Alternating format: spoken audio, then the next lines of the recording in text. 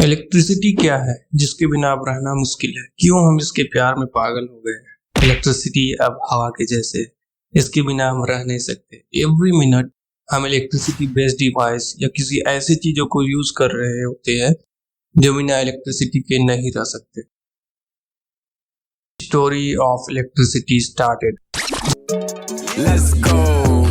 Ancient Greek में थॉलेस ने discover किया कि एम्बर स्टोन को किसी चीज पर रब करने पर उसमें ऐसे पावर आ जाती है कि वो लाइट चीजें जैसा पेपर और हेयर को अट्रैक्ट कर सकता है।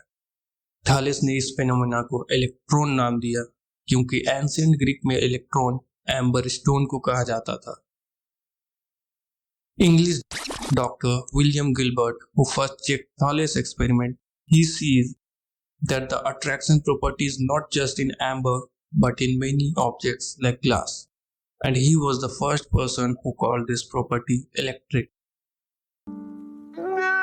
In 1730, Stephen Gray found that when he rubbed a tube of glass with cork on it, then the feathers not only get attracted to glass tube but also on cork. He then said that electricity किसी material का property नहीं है पर ये एक fluid है जो एक चीज से दूसरी चीज में बहुत तेजी से ट्रैवल कर सकता है। क्योंकि उन्होंने ग्लास को ही रब किया था, but feathers not only get attracted to glass but also with cork. वाह क्या सीन है। After some time, a scientist from Netherlands developed Leyden jars, and for the first time in history, we can store the electrical fluid and deliver it in the form of discharge. This Leyden jar was the first electrical conductor. 1750, Benjamin Franklin enters the room. His most famous experiment was flying a cat with iron key in it.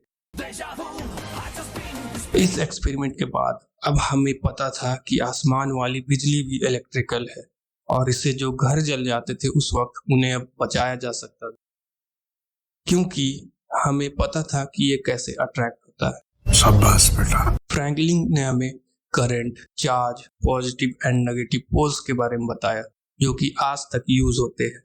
What we now call electricity is circulation of positive or negative charge along the conductor. Franklin के बाद अभी भी हमें ये खोजना था कि इस इलेक्ट्रिकल करंट का यूज कैसे कर सकते हैं, कोई यूज भी है इस चीज का या नहीं। रहा नहीं जाता।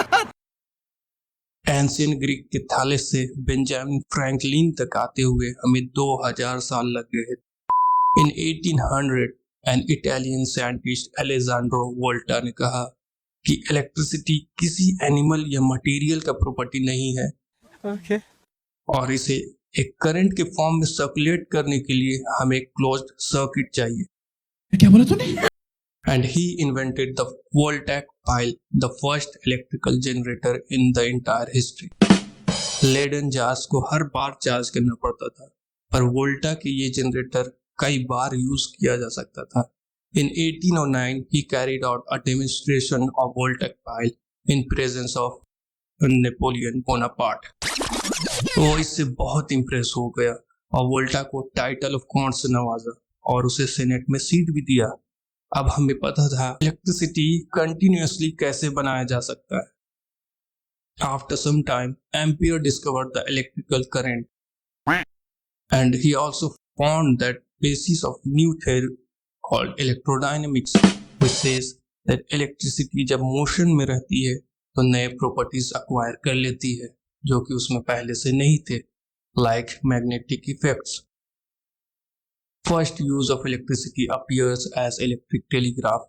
1838 में एक इंग्लिश फिजिशियन सबसे पहला टेलीग्राफ लाइन लंदन और बर्मिंघम को लिंक करते हुए बनाया। 1876 में ग्राहम बेल के इन्वेंशन टेलीफोन और 1879 में एडिसन का इलेक्ट्रिक बल्ब इन्वेंशन से इलेक्ट्रिक का यूज केस और बढ़ गया। अभी मजा आएगा ना भिड़ो। 1881 पेरिस में पहला इलेक्ट्रिसिटी का एग्जीबिशन हुआ जहां लगभग 10 लाख लोगों ने इस एग्जीबिशन को अटेंड किया। यहाँ का मेन अट्रैक्शन ग्राहम बेल का टेलीफोन और एडिसन का इलेक्ट्रिक बल्ब रहा। आफ्टर एडिशन हम लोग के पास लगभग सब कुछ रेडी था, production centre, dynamo, transformer and condensers. जिससे कि इलेक्ट्रिसिटी का मास प्रोडक्शन और डिस्ट्रीब्यूशन किया जा सकता था। आफ्टर सम टाइम हमें इलेक्ट्रिसिटी से रिलेटेड इतनी इन्वेंशंस मिलने लगे कि अब हम बिना इलेक्ट्रिसिटी के एक दिन भी नहीं रह सकते। This was in short the entire history of electricity. See you in the next video. Thank you.